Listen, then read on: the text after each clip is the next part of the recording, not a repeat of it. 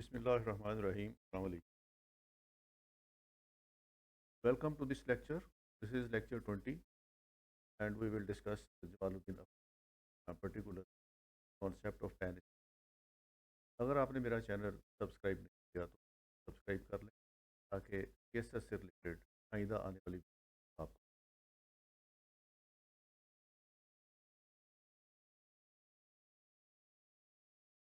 سب سے پہلے جمال الدین افغانی بایوگرافی دیکھتے ہیں.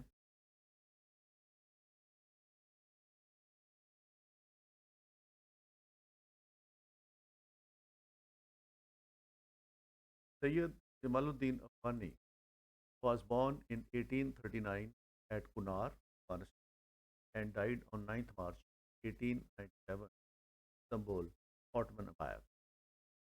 جمال الدین افغانی کا تعلق افغانستان سے تھا اور کنار میں 1839 میں پیدا ہوئے اور 1897 میں استنبول میں اس وقت آٹمن امپائر میں ڈیتھ ہوئی.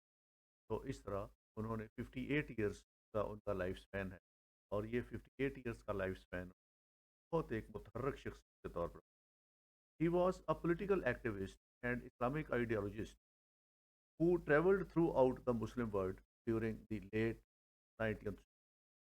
19ویں سینچری میں جب مسلمان جو تھے وہ روبہ زوال تھے تو انہوں نے اس وقت ایک اسلامک آئیڈیالوجی دی اور انہوں نے تمام مسلم ممالک میں سب کانٹیننٹ انگریزوں کے پاس تھا اس میں وزٹ کی. انہوں نے ایران میں وزٹ کی, ایجپٹ وزٹ کی, کے بعد ترکی وزٹ کیا. انہوں نے تمام ان ملکوں میں وزٹ کیا جہاں اسلامی حکومتیں تھیں یا کسی صورت میں اسلامی. He is one of the founder of Islamic modern. Islamic modernism پہ آپ نے لکھا لوگوں کو اسلامک ماڈرزم پہ کرنے as well as advocate on pain Islamic.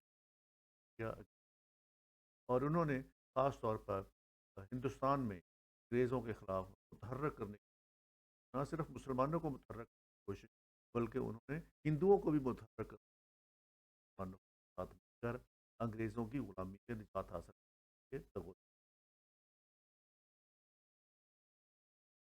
His early studies were perused in Persia and Afghanistan, where at the age of 18 he had acquired exceptionally thorough mastery of Islamic studies, philosophy and science. ابتدائی تعلیم 18 سال تک کی عمر میں انہوں نے Russia میں افغانستان میں اور ایران میں حاصل کی اور اس میں انہوں نے فلاسفی پڑھی, انہوں نے اسلامک پڑھی, سائنس کی. Next year and a half spent in India introduced him to the European. اس کے بعد اگلا 1.5 سال انڈیا میں گزارا اور اس یورپین حاصل. ہی دین میڈ اے پلگرمیج مکہ. اس کے بعد آپ حج کے لیے مکہ چلے. On his return to Afghanistan he followed a decade of political career interrupted by. اس وقت افغانستان میں سول وار چل رہی تھی اور آپ اس میں متحرک ہو گئے. His liberal ideas and his popularity with the people led to convert hostility to the British who were supporting شیر علی خان. اس وقت اقتدار کی جنگ چل رہی تھی اور اس اقتدار کی جنگ میں انگریز جو تھے وہ شیر علی خان کو سپورٹ کر رہے تھے جبکہ جمال الدین افغانی شیر خان اور اس کے گروپ کے مخالف.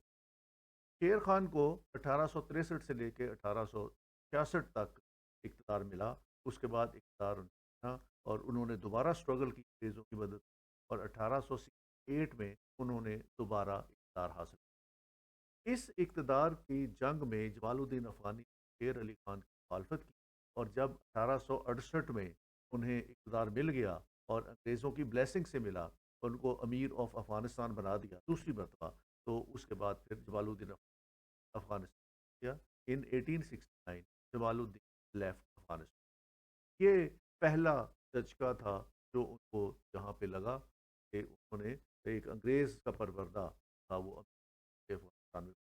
اس سے پہلے 1857 میں انڈیا کے انگریزوں کی حکومت ہو گئی تھی. تو اس طریقے سے یہ دونوں ملک جو تھے افغانستان بھی اور انڈیا بھی یہ انگریز ڈومیننس میں چلا گیا اور اس طریقے سے ان کو افغانستان چھوڑنا. For a shorter period he visited India again جب افغانستان میں شیر علی خان کی حکومت بن گئی تو انہوں نے پھر افغانستان چھوڑ دیا اور تھوڑے عرصے کے لیے آپ دوبارہ انڈیا تشریف لے آئے. The Indian government imposed restriction on his activities, so he proceeded to Constantinople. انگریزوں نے کیونکہ انگریزوں کے خلاف کام کر رہے تھے، ان کی آئیڈیالوجی انگریزوں کے خلاف تھی، اس لیے انگریزوں نے ہندوستان میں بھی ان کے اوپر پابندیاں لگا دیں اور اس وجہ سے آپ ہندوستان چھوڑ کر پھر آپ کنسٹنٹینوپل جو پرانا نام ہے استنبول کا یا ٹرکی کا، تو آپ پھر ٹرکی چلے گئے اور استنبول پہنچ. In Constantinople, his advanced views brought him in disfavor of the Sheikh al-Islam and he was asked to leave the country in 1801. تو وہاں بھی ان کے ساتھ یہی مسئلہ ہوا کہ وہاں ان کے نظریات کی وجہ سے وہاں ان کی مخالفت شروع ہو گئی اور وہاں چونکہ اس وقت سلطنت عثمانیہ تھی تو انہوں نے بھی 1871 میں ان کو وہاں سے ٹرکی سے نکال دیا. اب جمال الدین افغانی صاحب افغانستان سے بھی نکالے گئے، انڈیا سے بھی نکالے گئے، اس کے بعد یہ ٹرکی گئے تو ٹرکی سے بھی نکالے گئے. تو جہاں جہاں یہ جاتے تھے اور جہاں جہاں یہ انگریزوں کے خلاف مسلمانوں کو متحرک کرنے کی کوشش کرتے تھے تو انگریز اپنا اثر و رسوخ استعمال کر کے ان کو وہاں سے اس ملک سے نکلوا دے. From Istanbul he went to Egypt where he spread his new ideas, notably influencing the future reformer محمد عبدو. وہاں بھی آپ نے جا کے ایجپٹ میں بھی اپنے نظریات کا پرچار کیا اور وہاں ان کی جو ملاقات تھی وہ محمد عبدو سے ہوئی جو اس وقت ایجپٹ میں تھے اور بعد میں یہ ایجپشین اسلامک اسکالر بنے اور جج بنے اور وہاں کے گرینڈ مفتی بنے. تو وہ ان کے نظریات سے محمد عبدو بہت زیادہ انفلوئنس ہوئے and did much to awaken the young Egyptians to the danger of foreign domination. تو انہوں نے آپ کی تعلیمات سے متاثر ہو کے ایجپٹ کے نوجوانوں کو انہوں نے متحرک کیا تاکہ وہ فارن ڈومینیشن اور پرٹیکولرلی انگریزوں کی ڈومینیشن جو ہے اس سے نجات حاصل. محمد توفیق Pasha was the ruler of Egypt in 1879 to 1892. تو اس وقت محمد توفیق پاشا کی حکمرانی ہوئی وہاں پہ 1879 سے لے کے اور 1892 تک وہ حکمران رہے اور یہ پرو برٹش تھے اور یہ برٹش کی بلیسنگ سے ہی وہاں کے رولر بنے تھے Egypt. He was pro British hence he expelled Afghani from Egypt in 1870. تو جب ان کی حکومت آئی توفیق پاشا کی تو انہوں نے بھی آ کے جمال الدین افغانی کو ایجپٹ سے نکال دی. تو یہ چوتھا ملک تھا ایجپٹ جہاں سے یہ نکالے. Followed a period of 3 years in Paris. جب ان کو ایجپٹ سے نکالا تو یہ پیرس چلے گئے. In 1883 he carried on a controversy with Ernest Renan جو فرینچ اورینٹیلسٹ تھے. ان کے ساتھ ان کا اختلاف ہوا اسلام اینڈ سائنس کے موضوع کے اوپر. In 1884 he published an Arabic weekly العربات الوثقا aiming at arousing the Muslims against the Western exploitation. یہ ایک رسالہ تھا، ویکلی تھا، یہ انہوں نے نکالا اور اس کا پرپس یہ تھا کہ مسلمانوں کو متحرک کیا جائے کہ وہ ویسٹ کی ایکسپلائٹیشن میں نہ آئیں اور ویسٹ کے چکروں میں نہ آئیں اور ویسٹ کی غلامی قبول نہ کریں. تو بیسیکلی یہ مسلمانوں کو ویسٹ کے مضر اثرات سے بچانے کے لیے انہوں نے یہ ایک ویکلی نکالا. کیونکہ یہ انگریزوں کے خلاف تھا the British soon banned the paper in Egypt and India اور یہ 13 مارچ 1884 میں نکالا اور اکتوبر 1884 میں یہ تقریباً 6 یا 7 ماہ کا پیریڈ بنتا ہے. اس میں ان کی پابندی لگ گئی اور اس کو انڈیا میں اور ایجپٹ میں جہاں انگریزوں کو خطرہ تھا کہ اس میگزین کی وجہ سے لوگ جو ہیں وہ موٹیویٹ ہوں گے انگریزوں کے خلاف تو وہاں اس میگزین کے اوپر پابندی. From Paris he went to London to discuss the Mahdi uprising in Sudan. اس وقت یہ 1881 میں سوڈان میں ایک محمد احمد تھا جس نے دعویٰ کیا کہ وہ امام مہدی ہیں اور وہ مسلمانوں کو لیڈ کرنے کے لیے آئے ہیں. تو اس کی وجہ سے سوڈان میں ایک اپرائزنگ شروع ہوئی جس کا نام مہدی اپرائزنگ رکھا گیا. اس مہدی اپرائزنگ میں یہ اپرائزنگ اس کے خلاف تھی، ایجپٹ کے خلاف تھی اور یہ مہدی اپرائزنگ انگریزوں کا اثر و رسوخ جو مصر میں بڑھ رہا تھا یہ اس کے خلاف تھی. تو اس کے لیے پھر جمال الدین افغانی جو تھے وہ لنڈن گئے تاکہ اس مسئلے کا کوئی حل نکالا جائے. دی مہدسٹ وار 1881 سے 1899 یہ 18 سال تک رہی سوڈان میں. Was a war between the Mahdist Sudanese led by Muhammad Ahmad bin Abdullah, who had proclaimed himself as Mahdi, and the forces of Tawfiq Pasha, جو ایجپشین رولر تھا توفیق پاشا, اس کی فوجوں کے خلاف, and initially and the forces of Britain, اور ultimately British forces نے ruler کو, ایجپٹ کے رولر کو سپورٹ کیا. تو یہ جو مہادسٹ وار تھی یہ بیسیکلی سوڈانی لوگ جو تھے محمد احمد کے فالوور اور ایجپٹ کے فوج اور برٹن فوج کے درمیان یہ جنگ ہوئی. ایک طرف برٹش فورسز تھی, ان کے ساتھ ایجپٹین فورسز تھی, اور دوسری طرف محمد احمد تھے اور ان کے ساتھ سوڈانیز جو تھے وہ تھے.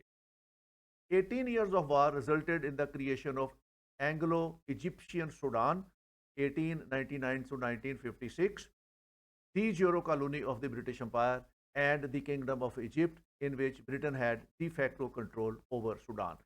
اس جنگ کا نتیجہ یہ نکلا کہ انگریزوں نے, برٹش نے سوڈان کے اوپر مکمل کنٹرول حاصل کر لیا اور انہوں نے سوڈان کو اپنی کالونی بنا لیا. اور یہ 1899 سے لے کے 1956 تک سوڈان جو تھا وہ British colony.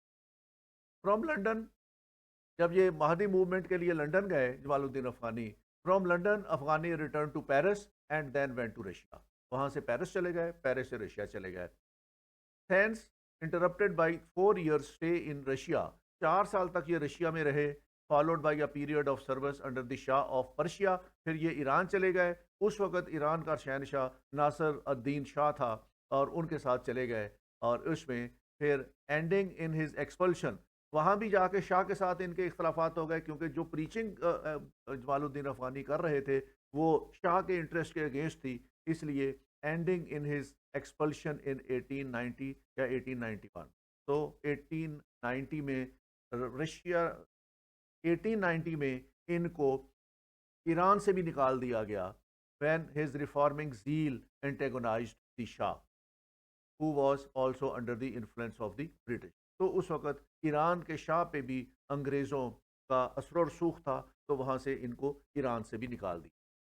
Then followed another brief visit to England, where Jamaluddin Afghani started his campaign against the Shah and published his Zia ul Kafiqain, یا the two hemisphere. تو وہاں پہ ایران کے خلاف انہوں نے ایک یہ شاہ کے خلاف میگزین نکالا, ضیاء الکافقین, تو جس کا میننگ تھا the two hemispheres. Accepted sultan of Turkey's invitation. اس وقت جب یہ لنڈن چلے گئے تو وہاں سے پھر ان کو ٹرکی کے سلطان کی طرف سے انویٹیشن آئی. اس وقت عبد الحامد ٹو جو تھے وہ اس کے, یا عبد الحمید ٹو اس کے حکمران تھے, to be a guest at Constantinople. He had to remain in captivity till his death in 18. کہا تو یہ گیا تھا کہ وہ انوائٹ کر کے وہاں آ جائیں, لیکن اس وقت ٹرکی کے اوپر بھی انفلوئنس تھا, تو اس وجہ سے ٹرکی میں جب گئے تو ان کو وہاں پابند کر دیا گیا, اور اسی کیپٹیوٹی میں ان کی ڈیتھ ہوتی 1897 میں. وہ یہ اپنے خالق کی شامل. جمال الدین افغانی کا ٹینیور اس لیے بھی بہت زیادہ انکریجنگ تھا کہ یہ ہر اس ملک میں گئے جہاں پہ انگریز کا اثر تھا. Starting from Afghanistan, then to India, and then to Turkey, then to Egypt, and then to Iran. یہ تمام ملکوں میں گئے اور ان تمام ملکوں سے ان کو نکالا گیا. انگریزوں نے کسی بھی جگہ ان کو چین سے نہیں بیٹھنے دیا, لیکن انہوں نے ہمت نہیں ہاری اور آخری وقت تک یہ مسلمانوں کو ویسٹ کی سپرمیسی اور ویسٹ کی ایکسپلائٹیشن کے خلاف موٹیویٹ کرتے. جو آپ کے لٹریری ورک ہے اس کے اندر عقید الشرک, مضامین جمال الدین افغانی, میرا وطن, رد نیچریت, اور اس کے بعد تحریک افغانستان, اور العروۃ الوثقی, اور ضیاء الکافقین. یہ ان کا لٹریری ورک ہے, اور اس میں یہ دو چیزیں جو ہیں یہ موٹیویشنل ہیں, جہاں انہوں نے مسلمانوں کو موٹیویٹ کرنے کی کوشش کی انگریز اگینسٹ برٹش ایکسپلائٹیشن. جمال الدین افغانی کی پولیٹیکل فلسفی پہ اگر ہم ایک نظر دوڑائیں تو ان کو جو ٹرائیبیوٹ پیش کیا یہ ایجپٹ کے محمد عبدو نے کیا, جنہوں نے لکھا کہ Al Afghani's main struggle in life was to decrease British domination of Eastern nations and to minimize power. تو یہ ان کا زندگی کا محور رہا اور زندگی کا نچوڑ رہا کہ انہوں نے پوری عمر یہ اسٹرگل کی کہ کسی نہ کسی طریقے سے برٹش ڈومینیشن کو ایسٹرن نیشنز کے اوپر کم کیا جائے اور ان کی مسلمانوں کے اوپر جو طاقت ہے یا غلبہ ہے اس کو کم سے کم کیا جائے. تو یہ ان کی زندگی کا محور بھی رہا اور اسی کے لیے انہوں نے اسٹرگل کی اور اسی کے لیے انہوں نے اپنی Afghani was greatly disappointed by the failure of the Indian rebellion in 1857. Afghani کو اس بات کا بڑا دکھ تھا کہ جو 1857 میں آزادی کی جنگ لڑی گئی ہے انڈیا میں اس میں ناکامی کا سامنا کیا. افغانی نے اس سارے ایپیسوڈ کا انالیسس کیا اور انہوں نے 3 وہاں پہ اپنے پرنسپل کنکلوژنز نکالے 1857 کی جنگ آزادی کی ناکامی کے بعد. پہلا یہ تھا The European imperialism having conquered India now threatened to the Middle East.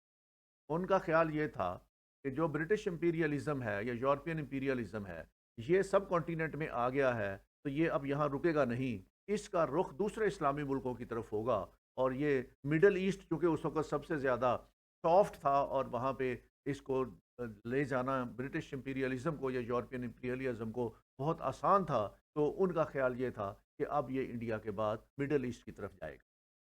That Asia, including the Middle East, could prevent the onslaught of Western powers only by immediately adopting modern technology like.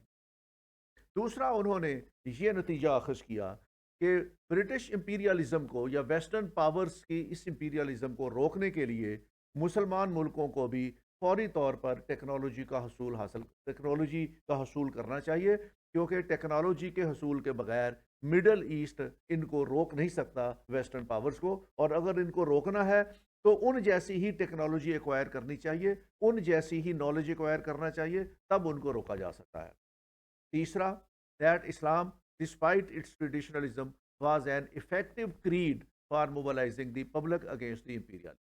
تیسرا نتیجہ انہوں نے یہ نکالا کہ اسلام ہی وہ متحرک religion ہے جس کو ہم استعمال کر سکتے ہیں لوگوں کو موبلائز کرنے کے لیے کہ وہ جو ویسٹ کے امپیریلسٹک ڈیزائن ہیں ان کو روکنے کے لیے مسلمان آگے بڑھیں اور اپنے مذہب کے بل بوتے پر اس کو اس جو ان کا ٹریڈیشنل جو امپیریلزم ہے ویسٹ کا, جو ویسٹ کا امپیریلزم ہے اس کو مسلمان ہی روک سکتے. تو یہ انہوں نے 3 کنکلوژن نکالے اور انہوں نے ان 3 کنکلوژنز نکالنے کے بعد جو اپنا ایک تھیسس دیا وہ یہ تھا, Afghani held that Hindus and Muslims should work together to overthrow British rule. جمال الدین افغانی کا کہنا یہ تھا کہ اگر مسلمان اکیلے کوشش کریں انگریزوں کو یہاں سے نکالنے کی اور ہندو ان کا ساتھ نہ دیں بلکہ ہندو انگریزوں کا ساتھ دیں اپنے پرسنل بینیفٹس کی خاطر, تو انگریزوں کو یہاں سے نہیں نکالا جا سکتا. برٹش رول کو اوور تھرو کرنے کا ایک ہی طریقہ ہے, وہ جمال الدین افغانی کی نظر میں وہ یہ ہے کہ ہندو اور مسلمان دونوں متحد ہو کے انگریزوں کے خلاف جدوجہد کریں, تب ان کو اوور تھرو کیا جا سکتا. لیکن چونکہ یہ نہیں ہوا اس لیے انگریز جو تھے ان کا تسلط سب کانٹیننٹ پہ زیادہ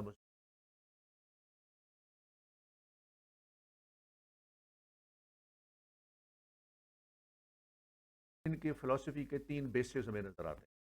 His life and thoughts were both marked by 3 characteristics traits that influenced very strongly all his acts. تو آپ کی زندگی میں 3 ایسے کریکٹرسٹکس ہیں جنہوں نے آپ کی فلسفی کو انفلوئنس کیا, اور ان میں سے پہلا جو تھا that was subtle spirituality, دوسری profound religious sense, تیسری high moral sense یا rationality. تو یہ 3 چیزیں تھیں جن کی وجہ سے آپ کی فلسفی جو ہے اس کو ہم سمجھ لیں تو پہلے ان 3 چیزوں کو سمجھنے کی ضرورت ہے. سب سے پہلے ہم دیکھتے ہیں کہ اسپرچویلٹی سے جمال الدین افغانی کیا مراد لیتے تھے. وہ کہتے تھے جو ان کی پرسنالٹی میں یہ 3 چیزیں تھیں ہم ان کا ملاحظہ کرتے ہیں کہ وہ کیا ہیں.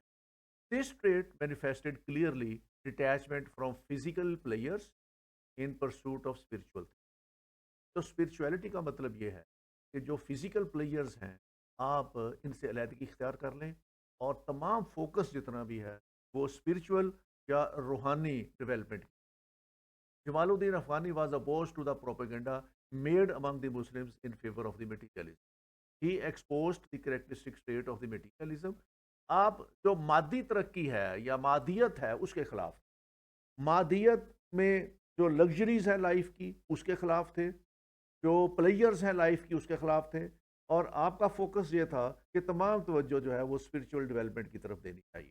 اس لیے آپ نے مٹیریلزم کے خلاف جو آپ نے لکھا اور یہ ثابت کیا کہ یہ مٹیریلسٹ اپروچ جو ہے یہ ویسٹ کی اپروچ ہے، وہاں اسپرچویلٹی نہیں ہے، اس لیے وہ مادیت کے پیچھے بھاگ رہے ہیں. اسلام کیونکہ اسپرچول ڈیولپمنٹ پہ فوکس کرتا ہے اور جو دنیاوی عیش و عشرت ہے یا پلیئرز ہیں ان کو کنٹرول کرنے کی بات کرتا ہے، تو اس لیے آپ نے زیادہ فوکس جو دیا وہ اسپرچویلٹی کے اوپر. He published a book titled the refutation of the materialist الردال دہریہ، الردالہ الدہریہ. تو اس کے اندر جس کا میننگ ہے دی ریفوٹیشن آف دی مٹیریلسٹ، اس میں آپ نے اس میں مٹیریلسٹ کو ریفیوٹ کرنے کی بات کی. تو آپ کی پوری لائف میں اسپرچویلٹی ہے اور اس کے اندر مٹیریلزم نہیں ہے. اسی طرح آپ کی فلسفی میں بھی اسپرچویلٹی ہے اور اس میں مٹیریلزم نہیں. دوسری جو چیز آپ کے وہاں پہ نظر آتی ہے that is religious sense. Religion he wrote is the very substance of nations and the real source of the happiness of man. آپ لکھتے ہیں کہ مذہب جو ہے وہ قوموں کے لیے ایک ریئل سورس آف ہیپینس، یہ ایک اسلام یا ایک دین جو ہے وہی تمام چیز ہے قوموں کے لیے بھی اور افراد کے لیے. True civilization he held is that which is based on learning, morality and religion. Civilization کا دار و مدار ہی تین چیزوں پہ ہے افغانی کی نظر میں، لرننگ پہ، موریلٹی پہ اور ریلیجن پہ، and not on material progress. Material progress such as the building of great cities and accumulation of great riches. Civilisation کا تعلق جمال الدین افغانی کے نزدیک نہ تو بڑے شہر بنانے سے ہے، نہ اس کا اکومولیشن آف ویلتھ سے ہے. سویلائزیشن کا تعلق لرننگ سے ہے، علم سے ہے، موریلٹی سے ہے اور ریلیجن سے. تو اس طرح آپ نے اپنی تمام فلسفی میں جو زور دیا ہے وہ ان تین چیزوں پہ دیا ہے، لرننگ پہ دیا ہے، موریلٹی پہ دیا ہے اور ریلیجن پہ دیا. تو یہ دوسرا ٹریٹ تھا ان کا جو پروفاؤنڈ ریلیجس ہے. تیسرا ٹریٹ جو آپ میں تھا اور آپ کی فلسفی میں بھی نظر آتا ہے that is the moral science. Al Afghani was a true Muslim and a rationalist. Rationalism تھا ان میں. He appeal to the Muslims of the sect to make use of the principle of rationalism that is a special privilege of Islam. آپ کا یہ خیال تھا کہ اسلام کی تمام تعلیمات کا بیس ہی ریشنلزم ہے، اس کے علاوہ اسلام میں اور کوئی ایسی بات نہیں ہے جو ریشنل نہ ہو. تو اس لیے آپ نے بھی مسلمانوں کو بھی یہ اپیل کی کہ وہ اپنے جتنے بھی پرنسپلز ہیں وہ ریشنلزم پہ بیس کریں. Of all religion Islam is almost the only one that بلیمز those who believe without having proof and rebukes those who follow opinions without having any certainty. In whatever Islam teaches, it appeals to reason. ان کا خیال یہ تھا کہ اسلام جو کچھ ہمیں سکھاتا ہے اس کے پیچھے ایک ریزن ہے، اس کے پیچھے ایک عقل ہے، شعور ہے، یہ شعوری چیزیں ہیں اور یہ ریشنل چیزیں ہیں، ان میں ارریشنل چیز کوئی نہیں ہے. اس لیے انہوں نے مسلمانوں کو بھی کہا کہ وہ اپنے اندر ریشنلزم پیدا کریں. تو تین چیزیں ایسی ہیں ان کی فلسفی میں جو ہمیں واضح طور پر نظر آتی ہیں ان کی لائف میں بھی اور ان کی فلسفی. اب ان کی فلسفی پہ اگر ہم نظر ڈالیں تو ان کی فلسفی کا جو سب سے بڑا ایلیمنٹ ہے that is pan Islamism. Al Afghani was champion of pan Islamism for preaching the union of Islamic people under the same caliphate for the purpose of emancipating themselves from the foreign domain. تو pan Islamism جو جمال الدین افغانی کا ہے وہ ایک ایسا نظریہ ہے جس کے تحت وہ یہ چاہتے ہیں کہ جتنے بھی اسلامی لوگ ہیں، جتنے بھی اسلامی مملکت ہیں، وہ انڈر ایک خلیفہ کے اندر وہ فورن ڈومینیشن کو ختم کرنے کی کوشش کریں. اس کا پرپز ہی یہ ہے کہ مسلمان اتحاد پیدا کریں اپنی صفوں کے اندر، تمام مسلمان ایک پلیٹ فارم پہ اکٹھے ہو جائیں اور اس پلیٹ فارم سے وہ فورن ڈومینیشن کے خلاف ایک جہاد کریں اور اپنے آپ کو فورن ڈومینیشن سے آزادی حاصل کر کے. اور وہ اس متحدہ پلیٹ فارم سے مسلمان ممالک کے لیے فورن ڈومینیشن سے آزادی حاصل. He used to say the European states justify the attacks and humiliation inflicted by them upon the countries of the East on the pretext of the latter's backwardness. آپ بڑے واضح الفاظ میں اس بات کا اعلان کرتے تھے کہ یورپین اسٹیٹ اپنے اٹیکس اور مسلمانوں کی توہین کو اس طرح جسٹیفائی کرتے ہیں کہ وہ ایسٹ کے ملک جو ہیں وہ بیکورڈ ہیں اور ان کو علم سے کوئی سروکار نہیں ہے، وہ ترقی نہیں ہے، ان کے پاس ٹیکنالوجی نہیں ہے، وہ پسماندہ ہے، اور اس طریقے سے وہ جسٹیفیکیشن کرتے ہیں ان ملکوں کو کالونائز کرنے کے لیے، اور کالونائز کر کے وہ ان ملکوں کو ہیومیلیٹ کرتے. تو مطلب یہ تھا ان کا کہنے کا کہ یورپ کی نظروں میں جو ایسٹ ہے یہ جہالت ہے، ان میں جہالت ہے، اور وہ جسٹیفائی سمجھتے ہیں کہ وہ ایک نئی تہذیب ان کو انٹروڈیوس کروائیں جا کے اور ان ملکوں کو اپنے تسلط میں لائیں. He propounded these ideas in Al-Urwat al-Wuthqa under the title of Islamic Youth. He maintained that Muslims were once united under the glorious empire, and their achievement in learning and philosophy and all the science are still the boost of the Muslim. وہ جمال الدین افغانی کہتے ہیں کہ ایک وہ دور تھا جب مسلمان ایک خلیفہ کے انڈر تھے اور وہ ایک گلوریس امپائر تھی، اور اس کی اچیومنٹ یہ تھی کہ وہ لرننگ میں اور فلسفی میں ویسٹ سے بہت آگے تھے، وہ سائنس میں بہت آگے تھے، اور مسلمان آج کے دور میں بھی اس وقت کی چیزوں کو یاد کرتے ہیں اور اس پہ فخر محسوس کرتے ہیں. تو مسلمانوں میں چونکہ اس وقت اتحاد تھا، اور مسلمانوں میں لرننگ تھی، مسلمانوں میں سائنس اینڈ ٹیکنالوجی تھی، اور مسلمانوں میں فلسفرز تھے، اس لیے مسلمان اس دور میں ویسٹ سے آگے. It is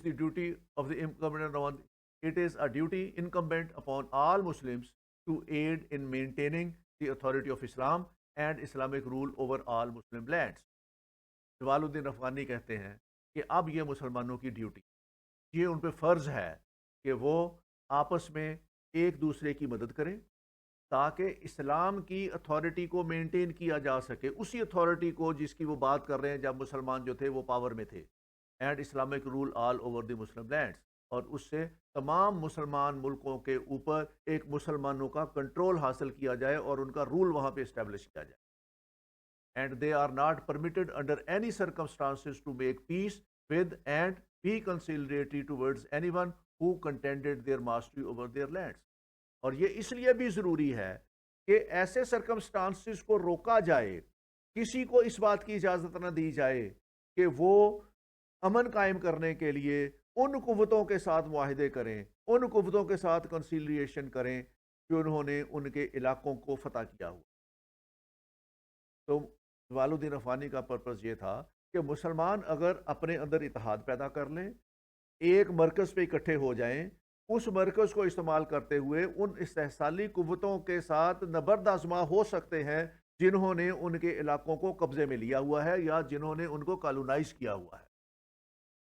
Afghani maintained that the bonds holding the Muslim together began to fall apart when the Abbasid caliphates became contented with their titular powers and ceased to encourage scholars and those trained in the religious matters and stopped the exercise of ijtihad. مسلمانوں کی زبوں حالی کی وجہ بتاتے ہوئے جمال الدین افغانی کہتے ہیں کہ مسلمان اس وقت جب ان کے آپس میں بانڈز کمزور ہو گئے، یہ اس وقت بانڈز جو ہے وہ کمزور ہونا شروع ہوئے جب عباسی خلیفہ جو تھے وہ برائے نام خلیفہ رہ گئے، اور ان کے پاس طاقت نہیں رہی، ان کے پاس گرینجیئر نہیں رہا، ان کے پاس اتنی ہمت نہیں رہی کہ وہ اسکالرس کو پروموٹ کریں. اسکالرس کو پروموٹ کرنا چھوڑ دیا انہوں نے ریلیجس میٹرز میں جو لوگ ٹرینڈ تھے ان کو سپورٹ کرنا چھوڑ دیا، اور انہوں نے اجتہاد کرنے کی ایکسرسائز کو چھوڑ دیا.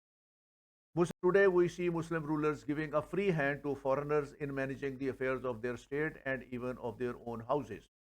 تو انہوں نے کہا کہ اب ہم دیکھ رہے ہیں کہ جو مسلمان رولر ہیں انہوں نے اپنے تمام معاملات غیر ملکیوں کے ہاتھ میں دے دی.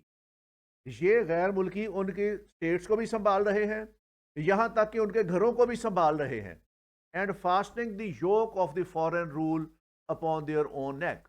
اس طرح کرنے سے آج کے دور کے مسلمان رولر جنہوں نے اپنے اسٹیٹ کے تمام انتظامات غیر ملکیوں کے ہاتھوں میں دیے ہوئے ہیں، بیسیکلی یہ فورن رول کا توق اپنے گلوں میں ڈال رہے. Europeans greedy of Muslim lands seek to destroy their religious unity and thus take advantage of their inner discord of Muslim countries. اور یہ غیر ملکی لوگ جو مسلمانوں کی دولت پہ، مسلمانوں کے ملکوں پہ نظر جمائے ہوئے ہیں، یہ ان کی یونٹی کو بھی ختم کر رہے ہیں، ان کی ریلیجس یونٹی کو بھی ختم کر رہے ہیں، اور یہ ان کے درمیان نفاق پیدا کر کے ان کو آپس میں ایک دوسرے سے لڑا کے ان کی قوت کو کم کر رہے. بیسیکلی جمال الدین افغانی کہتے ہیں کہ مسلمانوں کے انتشار کا ایک بڑی وجہ یہ ہے کہ مسلمانوں نے اپنے ملکوں کے اندر فارنرز کو اپنا مشیر رکھا ہوا ہے اور ان کو اسٹیٹ افیئرز میں ان کی مشاورت کر رہے ہیں. اس وجہ سے وہ مسلم ممالک آپس میں ایک دوسرے سے نبرد آزما ہیں، ان کے اندر یونٹی ختم ہو گئی ہے اور وہ کسی ایک بات پہ اکٹھے سٹینڈ نہیں لے رہے، اور ان کے درمیان ان غیر ملکیوں نے جو بیسیکلی جن کا تعلق ویسٹ سے ہے، انہوں نے ایک نفاق پیدا کر کے مسلمانوں کے اندر انتشار پیدا کیا ہوا ہے اور ان کو یونٹی کی طرف نہیں آنے دے. Afghani wished the efforts of the Muslim countries to converge independently of one another towards a common goal that is pretty. جمال الدین افغانی کی یہ خواہش تھی کہ مسلمان ممالک تمام اکٹھے ہو اور وہ کلیکٹیو حیثیت میں یا انڈیپینڈنٹلی اگر کر سکتے ہیں تو وہ کامن گول کی طرف اسٹرگل کریں، کوشش. اور وہ کامن گول ہے کہ پولیٹیکل لبریشن لی جائے. جو سامراجی قوتیں ہیں، جو ویسٹ انہوں نے تسلط قائم کیا ہوا ہے جن مسلم ملکوں کے اوپر، ان ملکوں کے لیے ضروری تھا کہ وہ اسٹرگل کریں اور وہ غلامی چیریں توڑ دیں اور اپنے آپ کو اس سے آزاد کریں. He worked for regeneration. He worked to regenerate Turkey, Persia, India and Egypt for the Islam. تو ان کا جو پین اسلامزم تھا، اس کے لیے انہوں نے جو کوشش کی، جو کام کی، وہ یہ تھا کہ ٹرکی، پرشیا، انڈیا اور ایجپٹ کے اندر جو مسلمان زبوں حالی کی صورتحال میں ہیں، ان کو قائم دائم رکھنے کے لیے ان ملکوں کے اندر ایک جدوجہد کی جائے تاکہ یہ ملک صحیح معنوں میں ایک اسلامی اور مسلم ممالک بن کے اپنا ایک کلیدی کردار ادا.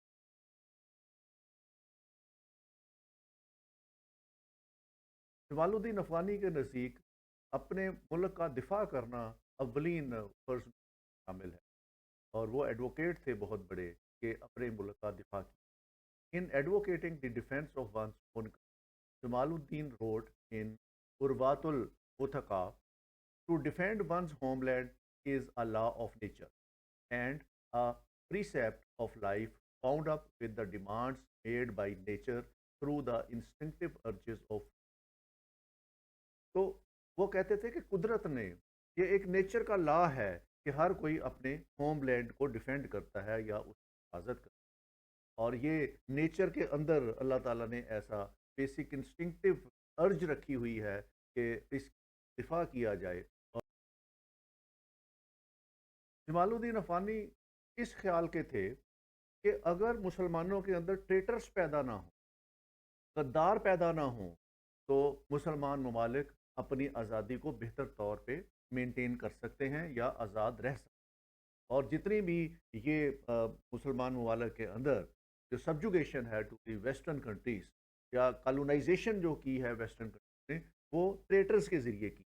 اور جمال الدین افغانی ٹریٹرز کو بہت نچلے درجے تک، انسانیت کے نچلے درجے تک وہ رکھتے ہیں.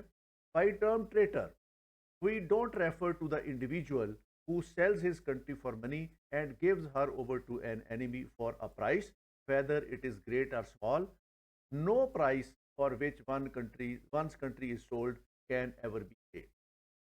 وہ کہتے ہیں کہ غدار ہم اس شخص کو نہیں کہتے کہ جو کنٹری کو بیچ دیتا ہے، جو ملک کو بیچ دیتا ہے اور اس کے عوض میں وہ مفادات یا پیسہ لے لیتا ہے.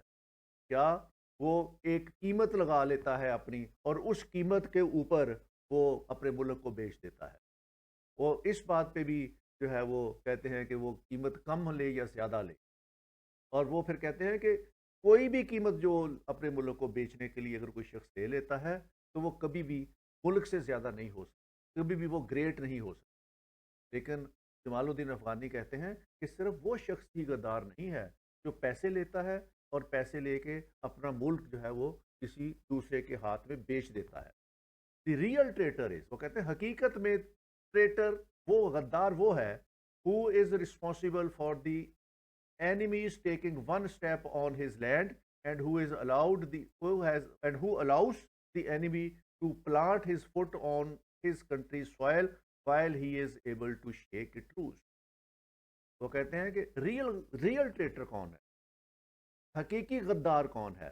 حقیقی غدار وہ ہے جو ذمہ دار ہے اس بات کا کہ اس نے کسی اینیمی کو اپنے ملک کی سوائل پر قدم رکھنے دی، جبکہ وہ اس پوزیشن میں تھا کہ اس کے پاؤں توڑ سکتا تھا، تو اس نے خاموشی اختیار کی اور اس نے جو ہے وہ مصلحت اختیار کی، اور اس اینیمی کے پاؤں نہیں توڑے، اور اس پاؤں کو اس نے اپنی زمین پر رکھ دیا۔ اصل غدار وہ۔ تو اس میں جو جمال الدین افغانی کہتے ہیں کہ جو انفلوئنشل لوگ ہیں، جو اپنے ملک کا دفاع کر سکتے ہیں، اپنے ملک کے دفاع کے لیے ہتھیار اٹھا سکتے ہیں، اگر وہ مسلحت کا شکار ہو جائیں اور اس مسلحت کی وجہ سے دشمن ان کے سرزمین پر پاؤں رکھنے میں کامیاب ہو جائے اور وہاں پہ وہ اپنا اقتدار قائم کر لے، تو اصل غدار وہ۔ He indeed is the real traitor in whatever guise he may be۔ وہ غدار ہے، وہ کسی بھی لباس میں ہو سکتا ہے، وہ کسی بھی گائز میں ہو سکتا ہے۔ اصل غدار وہ ہے، ہو سکتا ہے وہ حکمران ہی ہو سکتا ہے وہ حکمران کی صفوں کے اندر ہو سکتا ہے وہ کسی انفلوئنشل عہدے کے اوپر ہو۔ ہر وہ شخص جو اپنا اثر و رسوخ رکھتا ہے اور اس نے اس اثر و رسوخ کو دشمن کے اگینسٹ استعمال نہیں کیا اور اس کو اپنی سرزمین پر پاؤں رکھنے دیا، اور اس پاؤں رکھنے کی وجہ سے دشمن اس کے ملک پر قابض ہو گیا، اصل میں جمال الدین افغانی کہتے ہیں کہ اصل میں غدار وہ۔ Anyone who is capable of counteracting the enemy in thoughts or action and then acquits himself poorly in this is a traitor۔ ہر وہ شخص جو دشمن کی سازشوں کو کاؤنٹر ایکٹ کر سکتا ہے، ان تھاٹس اور ایکشن، وہ خیالی طور پر کر سکتا ہو یا وہ اپنے ایکشنز کی وجہ سے، اپنے عمل کی وجہ سے کر سکتا ہو۔ ہر وہ شخص جو دشمن کی چالوں کو اپنے قول اور فعل کی وجہ سے کاؤنٹر ایکٹ کر سکتا ہو اور وہ خاموشی اختیار کر لے اور وہ ایسا نہ کرے، تو اصل میں غدار وہ۔ صاحب حیثیت جو دشمنوں کی سازشوں کو ناکام بنا سکتا تھا، لیکن وہ کسی وجہ سے خاموش رہا اور اس نے اپنی وہ طاقت استعمال نہیں کی، اور اس کے طاقت استعمال نہ کرنے کی وجہ سے دشمن نے ملک پہ قبضہ کر لیا، تو جمال الدین افغانی کہتا ہے کہ اصل غدار وہ۔ جمال الدین افغانی کہتے ہیں کہ نیشنل پریسٹیج سب سے زیادہ ہائی، نیشنل پریسٹیج کے آگے کوئی بھی قربانی جو ہے وہ زیادہ اہم۔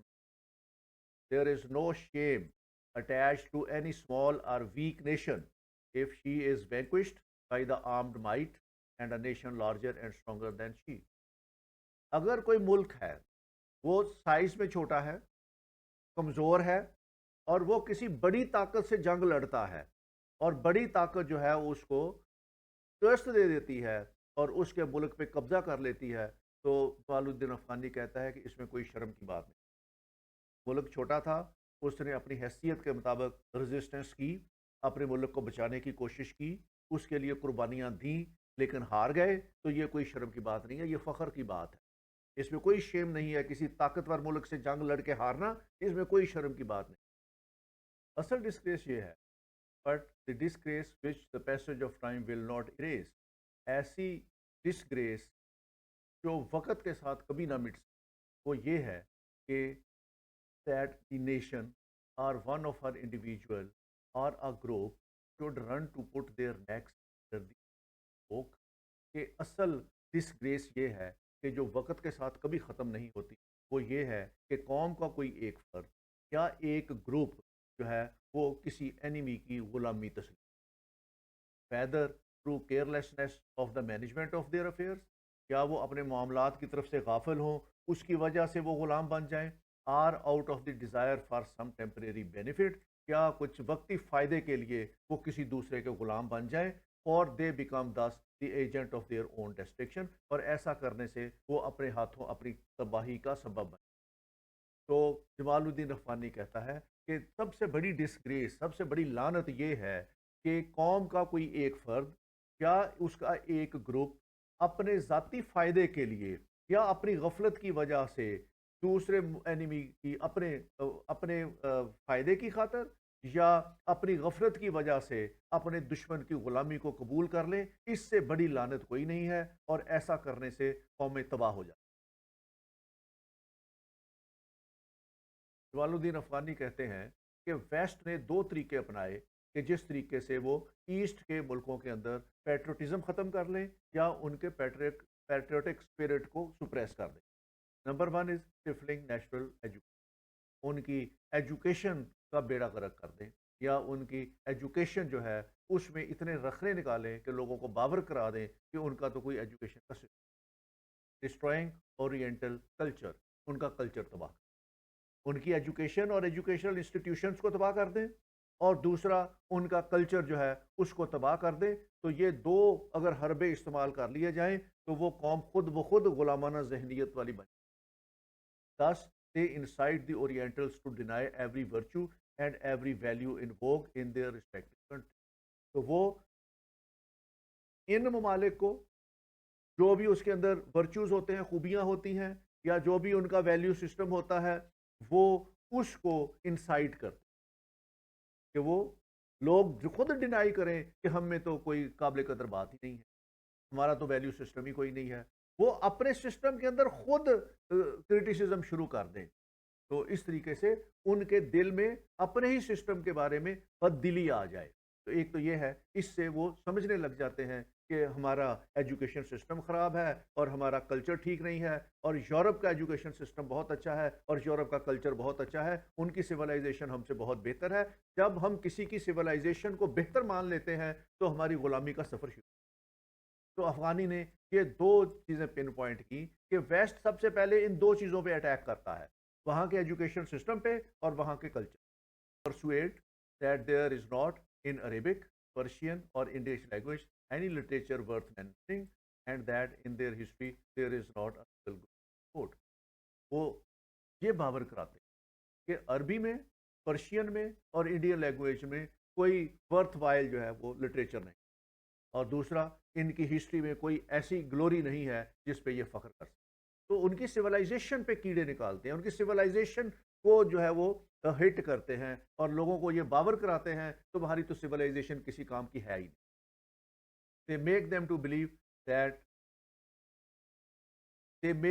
believe that all merits of an Oriental consist in turning away from the understanding of his own language and in feeling proud of the fact that he cannot express himself well in his own language۔ وہ یہ باور کرا دیتے ہیں کہ تمہاری زبان کے اندر تو وہ فصاحت و بلاغت ہے ہی نہیں جس کی وجہ سے تم اپنے آپ کو اپنی لینگویج کے اندر ہے وہ express, and in maintaining that all he can attain in human culture resides in the jargons of some occidental language۔ اور یہ باور کرا دیتے ہیں کہ دنیا میں کامیاب زبانیں جو ہیں وہ تو ویسٹرن لینگویجز ہیں، اور اس لینگویج کے اندر تم بڑے آرام کے ساتھ اپنے آپ کو ایکسپریس کر سکتے۔ تو سب سے پہلے وہ جو اس کی کلچر ہے، اس کی سویلائزیشن ہے، اس کا ایجوکیشن سسٹم ہے، اس کو ٹارگٹ کرتے ہیں اور اس کو بدگمان کرتے ہیں اپنے کلچر سے، اپنی سویلائزیشن سے اور اپنی لینگویج سے، تاکہ وہ سائیکولوجیکلی یہ ماننے کے لیے تیار ہو جائے کہ ہماری سویلائزیشن ویسٹ کے مقابلے میں گھٹیا ہے۔ جب وہ یہ تسلیم کر لے گا ذہنی طور پر کہ ہماری سویلائزیشن ویسٹ کے مقابلے میں گھٹیا ہے، تو وہ ذہنی طور پر ویسٹ کا غلام بن جائے۔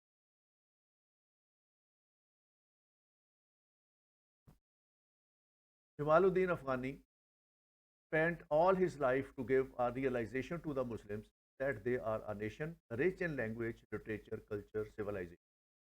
تو جمال الدین افغانی اپنی تمام عمر اس کام کے لیے لگا دی کہ مسلمانوں کو یہ باور کرا سکیں کہ ان کی نیشن لینگویج میں بھی رچ ہے، لٹریچر میں بھی رچ ہے، کلچر میں بھی ریچ ہے اور سویلائزیشن میں بھی ریچ ہے، تاکہ وہ ذہنی طور پر مضبوط ہو جائیں اور ویسٹ کی غلامی کرنے کے لیے تیار نہیں. Hence should not bow before West due to their materialistic advance. وہ یہ باور کرانا چاہتے تھے مسلم امہ کو کہ تم ایک اعلیٰ قوم سے تعلق رکھتے ہو، تمہاری لینگویج رچ ہے، تمہارا لٹریچر رچ ہے، تمہارا کلچر رچ ہے، تمہاری سویلائزیشن رچ ہے، اس لیے تمہیں ویسٹ کے آگے نہیں جھکنا چاہیے. ویسٹ صرف مٹیریلسٹک ایڈوانسمنٹ پہ جو ہے وہ فوکس کر رہا ہے، وہ مادیت پہ فوکس کر رہا ہے، وہ مٹیریلسٹک ڈیولپمنٹ پہ فوکس کر رہا ہے. And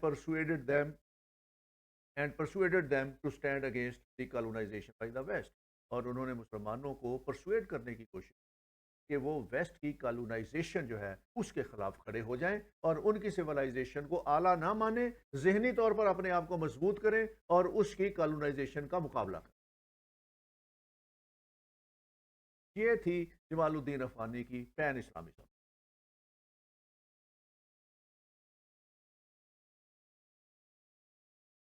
His life had been full of persecutions and vexations, which were the natural result either of despotism or ignorance, but it was a life of heroism, full of noble thoughts and lofty notions.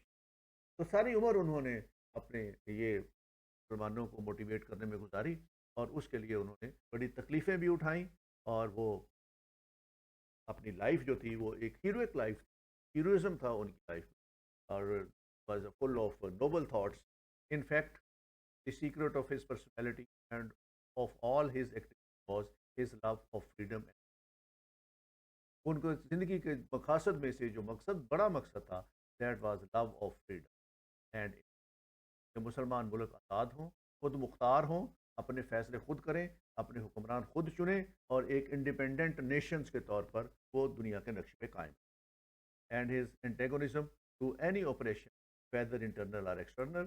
اور انہوں نے جتنے بھی operations تھے، جتنے بھی انہوں نے صاحب تھے مسلمان ممالک، وہ ایکسٹرنل اینیمیز کی طرف سے ہوں، ویسٹ کی طرف سے ہوں، یا انٹرنل ہوں اپنے حکمرانوں کی طرف سے، تو وہ اس کے خلاف. تو اس ساری زندگی انہوں نے اس مقصد کے لیے گزاری اور اس مقصد کے لیے وہ تگودو کر. یہ تھا جمال الدین کہ مسلم امہ فریڈم کے ساتھ انڈیپینڈنٹ.